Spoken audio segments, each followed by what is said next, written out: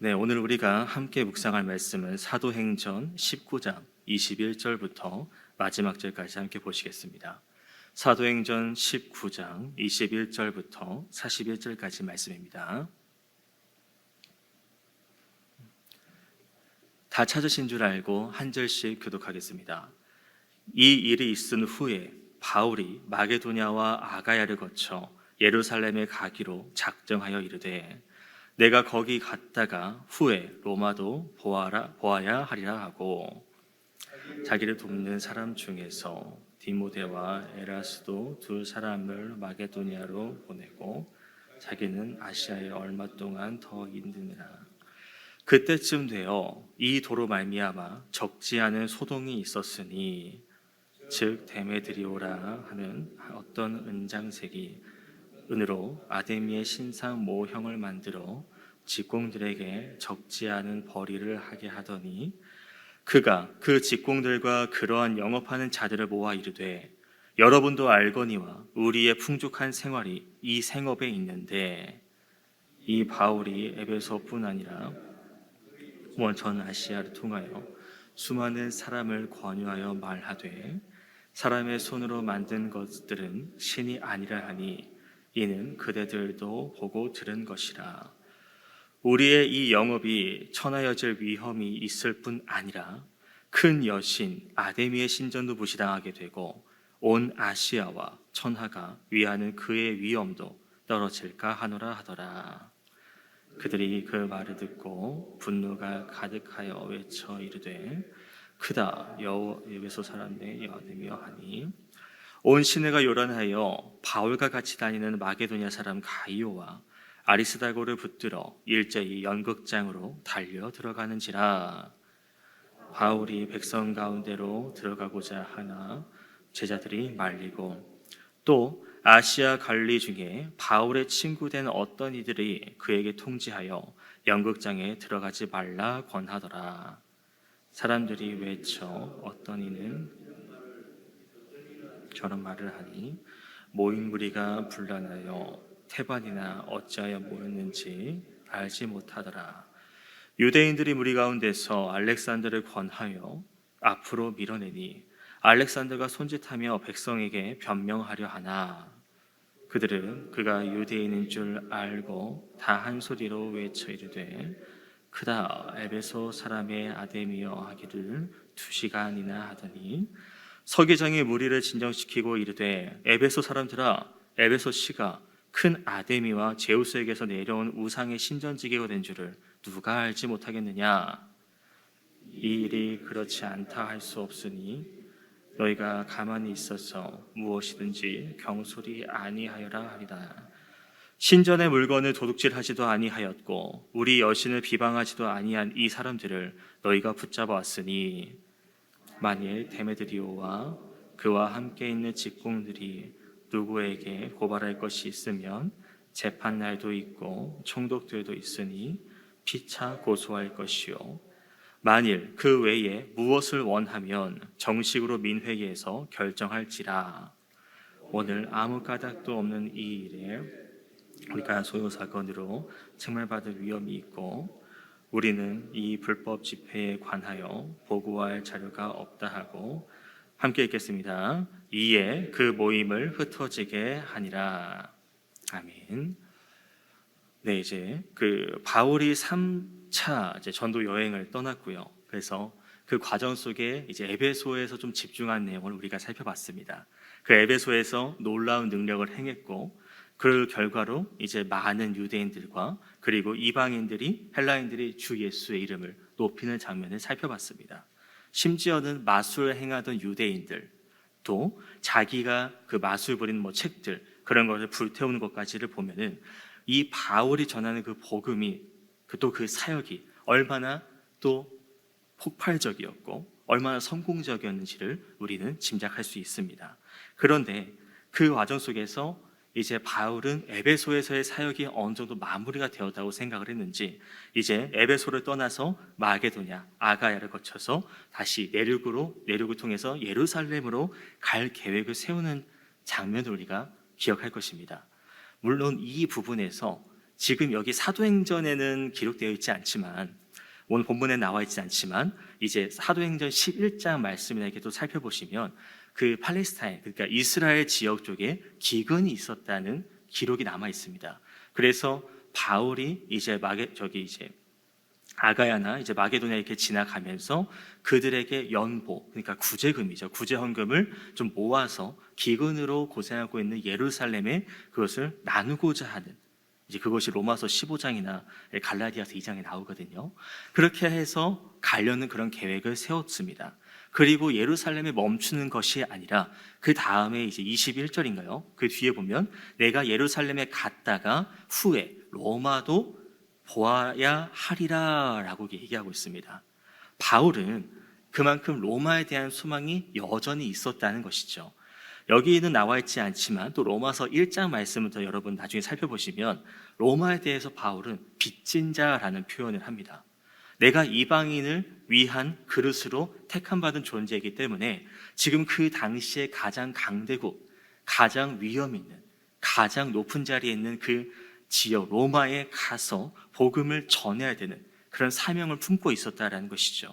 그래서 그 로마에 대해서 많은, 예전부터 오랫동안 로마에 가고자 했지만 그 소망은 계속 막혔습니다. 주의 영이 막으셨기 때문에 가지 못했고, 그럼에도 언젠가는 갈 거라는 그 믿음을 가지고 바울은 로마를 거쳐서 저기 서바나, 그러니까 스페인까지도 나아가고자 하는 그런 다짐을 로마서도 15장에서도 볼 수 있는데요.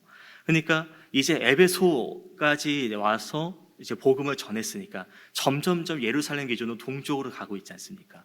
그러면 이 에베소 기준으로 바다만 또 하나만 건너면 이제 이탈리아, 그 로마가 있으니까 그러면 이제 또 금방 갈 수 있지 않을까, 그런 소망을 갖고 있었다는 것입니다. 그래서 이제 로마서 그 15장 말씀을 또 보시면 이제 아가야 마게도냐에서 이제 모았던 그 연보, 이제 구제헌금을 이제 예루살렘 교회에 전달을 하고요. 그리고 거기 또 유대인들에게 잡혀서 죄수의 몸으로 배 타고 로마를 끌려가긴 합니다만 또 그곳에서도 복음을 전하는 또 이제 바울의 모습을 우리가 볼 수 있습니다. 아무튼 그렇게 바울은 이런 또 꿈, 또 이런 사명을 가지고 이제 예루살렘으로 가려고 하던 그런 와중에 일단은 22절 보시면 이제 먼저 디모데와 그리고 이제 에라스도를 먼저 보내고 그 뒤이어 바울이 가려고 하는 장면이 기록되어 있습니다. 디모데 같은 경우는 이제 더베, 루스드라 그 지역에서 만났다는 것을 우리가 봐왔고요. 에라스도는 어디서 나왔느냐? 그 디모데후서 4장 20절이나 로마서 이제 16장 말씀을 또 보시면은 이제 바울이 디모데에게 에라스도가 어디 사람인지를 얘기를 해주고요. 그리고 말년에 디모데와 함께 에라스도가 같이 사역하는 장면도 있고요. 그리고 에라스도가 그 도시의 재무관이라는 표현, 그러니까 돈을 만지는 사람이었다는 것이죠. 그 고린도에서 돈을 만지는 재무관으로 일했던 그 사람이 바울의 전도를 듣고 이제 그 복음을 듣고 변화된 사람이라는 것이죠. 그러니까 또 이 사람도 이방인이었다가 이제 변화된 사람이었다고 보시면 되겠습니다. 그런데 이렇게 바울과 함께 에베소에서 또 복음을 열심히 전하고 사역을 감당했는데 문제는 주님의 그 도가 문제가 됐다는 것입니다. 그러니까 바울이 전하는 그 복음이 그 에베소에 적지 않은 소동을 일으켰다라는 것이에요. 23절부터 보시면 데메드리오라는 사람이 등장을 합니다. 그 사람은 이제 은으로 이제 뭔가를 만드는 은 세공업자이고요. 그 뭘 주로 만드냐? 아뎀이라는 여신의 우상을 만드는 사람입니다. 근데 이게 좀 돈이 많이 됐나 봅니다. 그래서 좀 이제 돈을 벌어들였다는 기록이 되어 있는데요. 이제 앞서 제가 시작할 때도 말씀드렸지만은 그 바울이 에베소에서 2년 넘게 이제 복음을 전했고 점점 상황이 바뀌어가는 것을 우리는 또 봐왔습니다. 물론 이 바울의 이 전도 복음 사역이 베드로가 사람들 앞에서 이렇게 설교해가지고 3,000명이 회개했다, 그런 뭔가 한 번에 확 펼쳐지는 그런 복음 사역은 아닌 것으로 보여집니다. 이제 바울이 이 두란노에서 서원에서 복음을 전하고 그 얘기를 듣고 매일마다 사람이 오고 듣고 가고 하면서 점차 뭔가 이제 가랑비에 옷 젖는 것 마냥 그렇게 예수 그리스도의 복음이 점점 전해졌기 때문에 이 처음에 이 데메드리오라는 사람이 처음부터 이렇게 막 소동을 일으킨 게 아니라 시간이 점점 지나다 보니까 이 예수 그리스도를 아는 사람이 점점 이게 점진적으로 늘어나고 있다는 것이고, 그러고 있다 보니 이거 가만히 있으면은 내 수입원이 끊기겠구나. 그래서 이렇게 소동을 일으켰다라는 것입니다. 그러니까 왜 처음부터가 아니라 갑자기 그때쯤 바울이 사역을 마치려고 떠나려고 할 때쯤에 이제 그 도로 인해서 적지한 소동이 일어나는지를 우리가 생각해 볼 수 있다는 것이죠. 그 도로 인해서 점진적으로 이게 도가 퍼져나가면서 그리스도의 세력이 너무나도 커졌으니까. 근데 그리스도의 세력이 커져가다 보니까 뭐가 문제가 됩니까? 우상 숭배에 대한 이야기를 바울이 분명히 했습니다. 이런 사람이 손으로 만든 것이 무슨 그게 신이냐? 그것은 우상이다. 근데 그 우상은 잘못된 것이다 책망을 하고, 그 바울의 이야기, 복음을 들은 사람들이 이건 아닌 거구나. 그래서 은으로 만든 그런 것도 사질 않고 눈 돌리지도 않고, 그러니까 이 은세공업자들 입장에서는 수입원이 끊긴 거죠. 그러니까 이건 내 지금 내 재정이 망가지고 있다, 안 되겠다. 그래서 그리스도인들을 어떻게든 정리를 해야겠다, 그런 마음을 가지고 이렇게 소동을 일으킨 것이죠. 그러니까 이것을 보면은 이 그리스도인들이 모이든지 안 모이든지 이 데메드리오가 자기 손해가 없었으면은 신경도 안 썼을 겁니다. 그런데 손해가 생겼으니까. 그래서 26절에 뭐라고 말하죠? 이 바울이 에베소뿐 아니라 거의 아시아 전부를 통하여 허다한 사람을 권유하여 말하되 사람의 손으로 만든 것들은 신이 아니라. 이 이야기를 당신들도 나도 당신들도 보고 듣지 않았습니까? 그만큼 이 지금 에베소 지역의 바울의 이 이야기가 많이 널리 퍼졌다는 것을 알 수 있겠죠. 그러니까 이렇게 자주 이야기를 하니까, 우상이 잘못됐다는 걸 들었으니까, 그 이야기가 너무나도 나에게는 큰 깨우침이 있었으니까, 그러니까 이 우상을 만든 사람들 입장에서는 너무나도 아닌 것이고, 그래서 그 전에를 생각해 보면 이렇습니다. 그러면 은세공업자들이 그걸 왜 만들었을까요?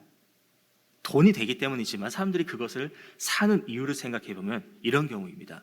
이제 그 당시 사람들이 먼 길을 떠날 때 뭔가 이제 의지할 대상이 필요해서, 혹은 어떤 전쟁에 나갈 때, 또 혹은 어떤 운동 경기를 치를 때에 이제 그런 어떤 지금으로 얘기한 부적 같은 그런 개념으로 조각상을 사 들고 다녔다는 것입니다. 그런데 이제 그것이 우상이라는 걸 알고, 그것은 인간이 만든 건데 어떻게 인간이 신을 만들 수 있겠느냐라는 그 말에 납득이 되고 이해가 되니까 이거는 의지할 대상이 아니구나. 그래서 수익이 줄어들게 되는 것이고요, 사질 않으니까. 그래서 이 사람들은, 이 은세공업자들은 자기들끼리 뭉쳐서 자기 이익에 되는 문제가 생겨버리니까 바로 나서서 선동을 하게 되고, 지금 이 그리스도인들 바울을 쫓아내야 된다. 그러니까 우리가 여기서 볼 수 있는 것은 이 장면입니다. 사람을 움직이게 하는 것은 무엇일까요? 돈이죠, 돈. 돈이 되면은 움직이고, 돈이 되지 않으면 움직이지 않는.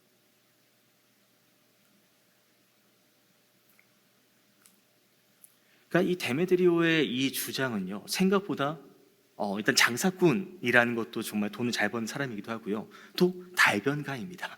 어떻게 사람들의 마음을 어떻게 휘잡아야 되는지를 너무 잘 아는 인물이었다는 것이죠. 그래서 그 선동으로 인해서 사람들이 또 격분합니다. 분노하고 집단적으로 그 선동에 휘둘려서 움직이기 시작합니다. 근데 가만히 생각해 보면 지금 손해보는 사람이 누구라고 했습니까? 우상을 만드는 은세공업자들입니다. 그러니까 그 외의 사람들은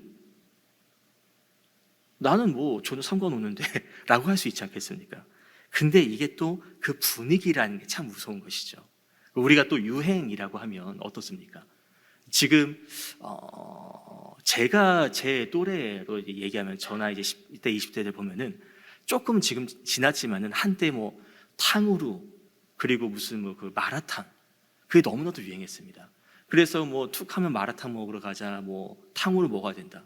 근데 그것도 유행이 지금 또 많이 지났거든요.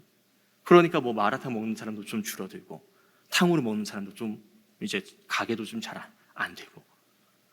근데 지금은 안 먹는 거에 대해서 누가 뭐라 안 그렇습니다만은, 그 당시 한참 유행할 때는 탕후루 먹어봤냐? 저는 지금까지도 탕후루도 마라탕도 안 먹어봤거든요.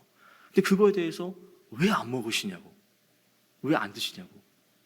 단 거 싫어서 매운 거 싫어서. 다 유행하는데 한 번쯤 맛봐야 되지 않겠냐, 이런 분위기가 형성된다는 겁니다. 그러니까 그 유행의 그 분위기에 휩쓸려 가는 것이 맞고, 내가 거기서 떨어져 있으면은 넌 뭐 하는 거지? 왜 여기 같이 동조하지 않느냐? 뭔가 그 무리에 속하지 않는 듯한 그런 느낌이 들어간다는 것입니다.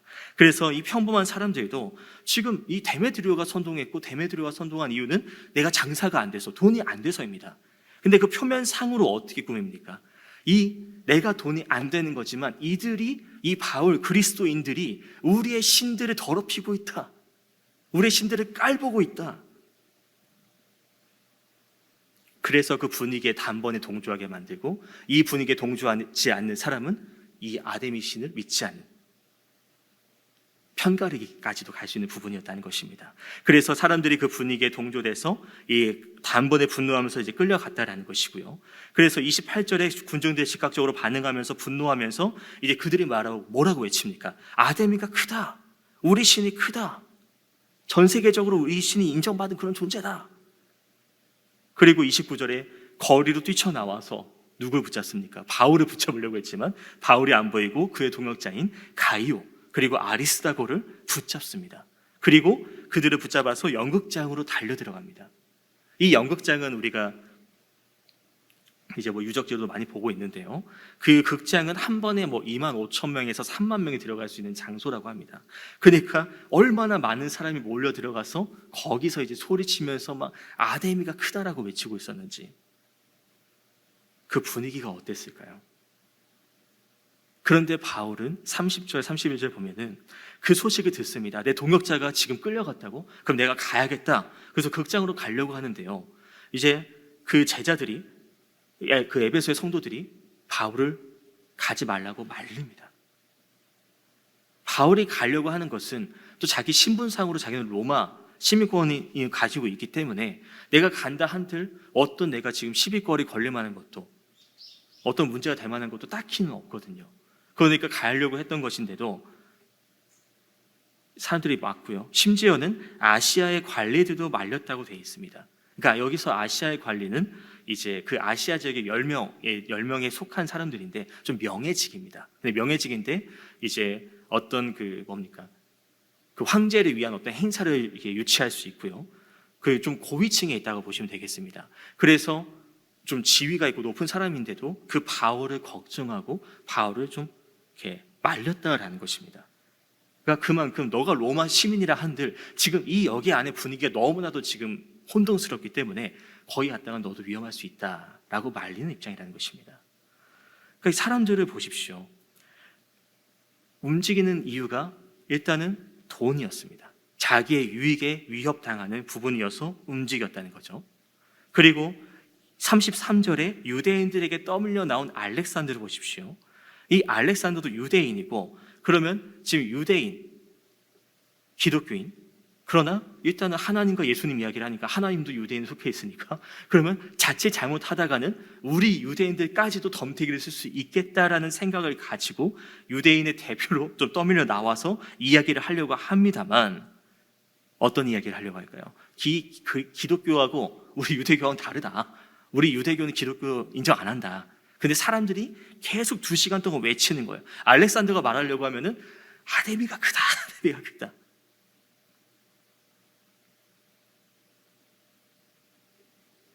그러니까 사실 이 우상을 섬기는 사람들 입장에서는 유대교나 기독교나 다를 바가 없습니다. 왜? 둘 다 우상을 배척하잖아요. 그러니까 잘못하다가는 유대인들도 휩쓸릴 수 있는 그런 상황이었다. 그런데 35절 보시면 서기장이 등장을 합니다. 그 서기장이 등장해서 이제 에베소가 어떤 지역인지를 이야기를 하는 거예요. 위대한 아데미 여신과 하늘에서 내린 그 신상, 이제 운석 같은 건데요. 그 신상을, 그 운석을 내린 장소가 여기이고 그것을 지키고 있는 것이 우리가 아니냐. 우리가 그런 신을 섬기고 있고 따르고 있고 그것을 우리가 자랑 삼고 우리가 그것을 열심히 관리하고 있는데 누가 그 바울이 오고 막 와고 누가 흔든다 한들 우리의 믿음이 그거 가지고 넘어지겠느냐? 우리가 우상 섬기는 일에 어떤 지장이 있느냐? 없지 않느냐? 그러니까 괜히 경솔하게 소동을 일으키지 말라라고 군중들을 이제 진정을 시킵니다. 그 37절도 보십시오. 그 군중들이 끌고 온 그 가이오, 아리스다고 바울의 그 동역자들이 이 신전에 대해서, 우리 신들에 대해서 어떤 모욕을 하거나 어떤 절도를 하거나 그런 행위를 했느냐? 신전의 물건 훔친 것도 아니고 우리가 믿는 신 아데미를 비방한 것도 아니고, 근데 왜 너희는 이들을 끌고 와서 고소하고 왜 그러느냐? 물론 이들이 이제 그런 말을 했다면 이제 고소할 만 하겠죠. 하지만 그런 말을 하지 않았기 때문에 이렇게 분위기를 형성할 수가 없다라는 겁니다. 그리고 그러면 혹여 내가 지금 파악하지 못한 부분이 있다면 38절 39절에서 너희가 여기 에베소에 재판도 있고 총독도 있고 정식으로 그 재판을 받는 절차들이 있다. 그럼 그때 너희가 와서 재판을 하자고 요청을 해라. 그런 말을 하는 거거든요. 그 공정하게 정당하게 10일을 재판 통해서 10일을 가리자, 그런 이야기를 합니다. 또 내가 모르는 게 있으면 정식으로 적법한 절차를 밟아서 나오라, 그런 얘기를 하고 있고요. 그리고 그 이어서 40절에 이렇게 이 사람들을 진정시키는 이유 중에 하나가 또 나오는데요. 이렇게 까닭 없이 집회를 하면 로마가 조사 나올 때 우리가 뭐라 말할 수 있겠느냐? 또 소동이 일어나고 문제가 생기고 하면 이제 너희 주동자들이 로마에게 질책을 받을 수 있기 때문에 너희 그래도 이렇게 소동을 일으킬 것이냐?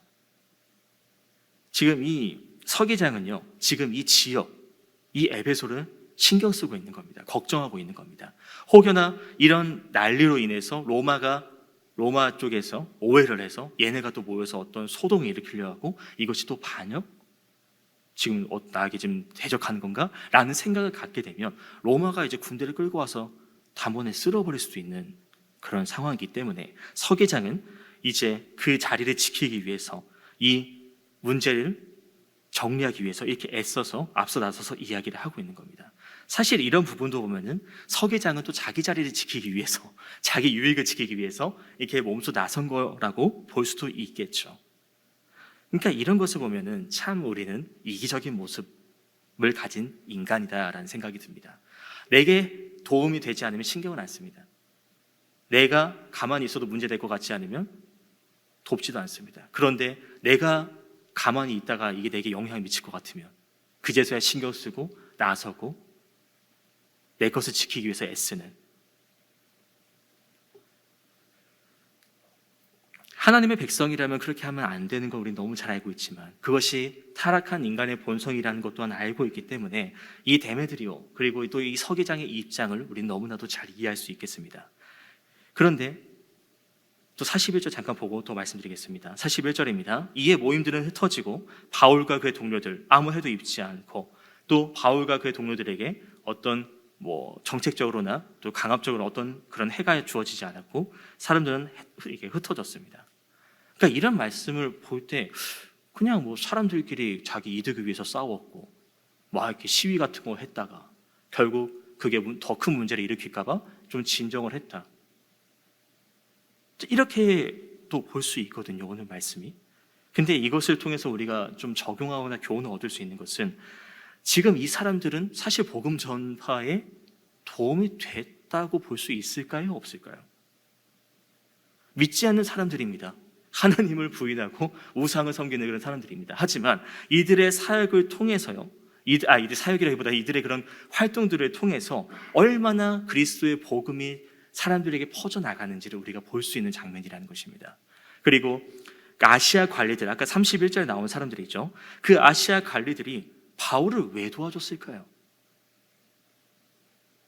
이제 황제를 숭배하는 사람들이고 또 그 아시아 그 지역에서 각 성읍에서 10명씩 뽑히는 그런 명예직을 가진 사람으로서 어떤 돈도 많고 권위도 있으니까 어떤 경기도 이제 유치할 수 있고 어떤 공연을 열 수도 있고 되게 돈 많고 부유한 사람인데 이 바울을 왜 도와줬을까요? 또 35절에서 서기장이 왜 사람들을, 그 흥분한 관중들을 흩어지게 했을까요? 이런 것을 보면 우리는 진리와 세상의 충돌을 먼저 볼 수가 있다는 것입니다. 우리는 진리를 전합니다. 하나님의 말씀을 바른 길을 이야기를 합니다. 근데 세상은 그것을 싫어하고 예수 이야기만 하면, 하나님 이야기만 하면, 성령 이야기만 하면 그것을 귀를 막고 싫어하고 정색하고 오히려 네가 그리스도인이냐 그러면서 세상의 가치관과 맞지 않는 우리들을 핍박하고 억압하는 것이 또 그게 세상입니다. 그래서 그로 인해서 소동이 생겨나고요, 갈등이 빚어지기도 하고요. 그런데 하나님은 전혀 생각지도 못한 아까 얘기했던 그 아시아 관리들, 또 그 서기장들을 통해서 이 끌려갔던 바울의 동역자들을 무사히 나오게 도와주시고, 바울이 들어가서 문제가 생길 수 있는 부분을 막아서 지켜주시는 그런 부분들을 우리가 볼 수 있습니다. 그러니까 당장은 문제가 있고 어려움이 있다고도 볼 수 있겠지만 그 모든 일 가운데 역사하시는 하나님의 인도를 우리가 여기서 살펴볼 수 있다는 것이고요. 또 32절에서도 보시면 사람들이 모였습니다. 아까도 얘기했듯이 아데미 신상을 모욕했다는 그런 이야기, 또 우상 재물 문제 때문에 사람을 선동했다는 이야기를 봤는데요. 근데 사람들이 모여가지고 분란합니다. 그러니까 절반이 우리가 왜 모였는지를 모르는 거예요. 군중심리죠, 군중심리. 유행에 따라서, 군중심리에 따라서 이제 모여가는데, 우리는 이런 유행에, 이런 군중심리에 휩쓸리고 있는가를 가만히 살펴봐야 됩니다. 어떤 정치적인 이야기도 포함될 수 있겠고, 교회 안에서 어떤 세력의 이야기일 수도 있겠고, 어떤 사람에 대한 소문의 이야기일 수도 있겠습니다. 그런데 그런 정치나 어떤 사담, 뒷담이나 그런 이야기들은요, 그것은 세상의 이야기지 그리스도인들은 그렇게 해서는 안 된다는 이야기인 것이죠. 세상 사람들은 세상 사람들이고 그리스도인들은 하나님의 통치를 받는 사람들입니다. 그렇기 때문에 세상 사람들이 나아가는 그 길, 성공을 위해서 나아가는 길, 경쟁하고 다투는 그런 길로 나아가는 것을 우리는 따라가서는 안 된다는 것이죠. 그렇게 하면은 오히려 세상 사람들이 교회를 비판합니다. 왜? 세상 사람들도 하나님이 어떤 분인지, 예수님이 어떤 분인지, 교회가 어떻게 살아가야 되는지는 알고 있거든요. 그러니까 너 그리스도인 맞냐라는 질문을 받을 수도 있다는 겁니다. 어떻게 할 때요? 세상 사람들과 똑같이 살아갈 때 말입니다. 그렇기에 그리스도인으로서 우리가 움직일 때는 어떻게 나아가야 되겠습니까? 내가 섬기는 사람이 되어야 된다는 것이고, 사랑을 나눠줄 수 있는 사람이 되어야 된다는 것. 유행이 우리를 어떻게 선동하고 그런 군중심리에 우리가 끌려가는 것이 아니라 오히려 그 가운데서도 그리스도 안에서 내가 중심을 지키고 그리스도를 위해서 살아가는 것. 그렇지 않다면, 세상의 흐름대로 살아간다면 죄송한 얘기지만 그 사람은 세상의 빛과 소금이 될 수 없는 사람이라고 감히 좀 말씀드리고 싶습니다. 세상의 흐름에 따라가니까요. 그러니까 오늘 이야기를 또 정리하면 이렇습니다. 바울 그리고 그의 동역자들, 분명히 하나님 말씀대로 따랐고 하나님 말씀대로 나아갔던 사람들입니다. 그런데 그 과정 속에서 어떤 핍박이 생겨나고 억압이 생겨납니다. 그래서 끌려가고 질책받고 비난받고, 그런 장애물들이 우리 앞에도 존재하지만 우리가 하나님의 뜻을 행하고자 한다면 하나님께서는 그 장애물을 넘어갈 수 있도록, 피해갈 수 있도록 도우신다는 겁니다. 시편 46편에 이런 말씀이 있습니다. 하나님은 우리의 피난처시요 힘이시니 환난 중에 만날 큰 도움이시라. 그렇기에 그러므로 우리가 땅이 변하든지 산이 흔들리든지 바다 가운데 빠지든지 우리는 두려워하지 아니하리로다. 그렇기에 오늘 말씀을 다시 한번 보면서 이 세상 속에서 내가 마주하는 그런 문제들을 다시 한번 생각해 보셨으면 좋겠고, 그 문제들을 마주할 때 나는 어떤 모습으로 나아가고 있는가, 어떤 상황 속에서도 나는 하나님을 신뢰하면서 그 길을 나아가고 있는지를 살펴봤으면 좋겠습니다. 하나님은 분명히 우리와 함께 하시는 분이고 우리를 인도하시는 분임을 고백합니다. 그렇기에 그 인도를 우리가 따라 나아가면서 주님의 그 복음, 또 하나님 나라를 위해서 헌신하는, 날마다 하나님 도우심을 따라 또 승리할 수 있는 그런 시간이 될 수 있도록 이제 말씀을 정리하고 개인적으로 말씀 묵상하시면서 하나님 인도를 받아 오늘도 승리하시는 좀 우리 모두가 되었으면 좋겠습니다. 개인적으로 말씀 묵상하시겠습니다.